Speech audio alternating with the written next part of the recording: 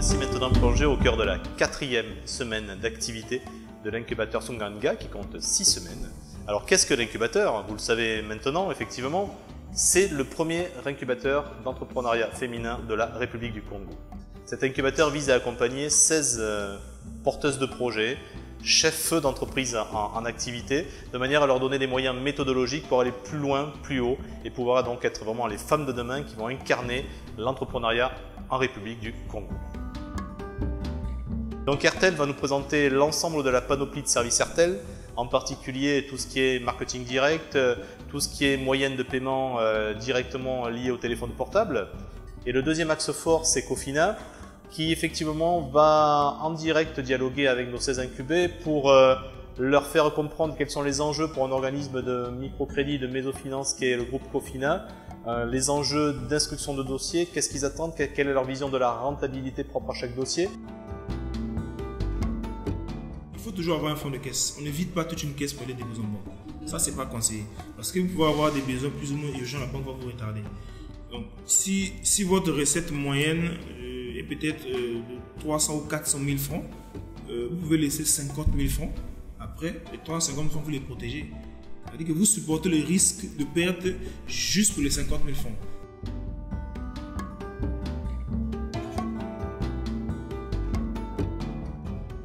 Une chose que j'ai retenue, c'est d'abord la façon de faire. La façon de faire autrefois, ce que je faisais, c'était dans le norme côté juridique. Mais côté faisabilité technique, il y avait beaucoup de manquements.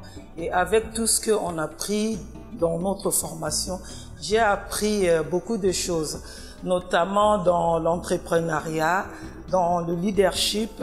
J'ai appris beaucoup de choses et du coup, j'ai vu là où il y a mes faiblesses et mes qualités. J'avais des qualités qui étaient en moi que hier, je ne pouvais pas ou je ne savais pas par ignorance comment l'exploiter. Et cette ignorance ne m'a pas permis d'avoir un succès réel ou un succès durable. Et je pense qu'à la fin de cette formation, je sortirai avec des atouts qui me permettra de beaucoup faire face dans mon monde de business et de faire mieux qu'avant.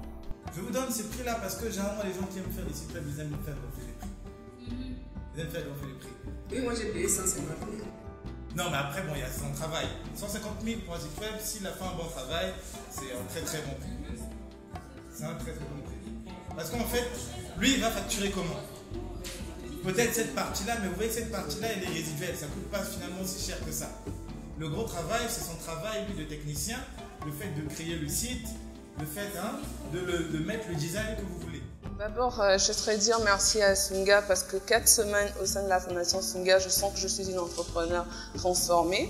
Et cette 4e semaine, nous avons eu Airtel et Cofina qui nous ont fait des cours. Au travers de Airtel, nous avons appris comment gérer notre entreprise sur le point de vue de la visibilité sur Internet et bien d'autres choses comme Airtel Money sur les paiements. Et avec Cofina, nous avons appris pas mal de choses et même beaucoup de choses, tant sur la fiscalité et comment formaliser et structurer notre entreprise. Et ça, ce sont des points très forts pour l'avancement de nos entreprises et nos projets.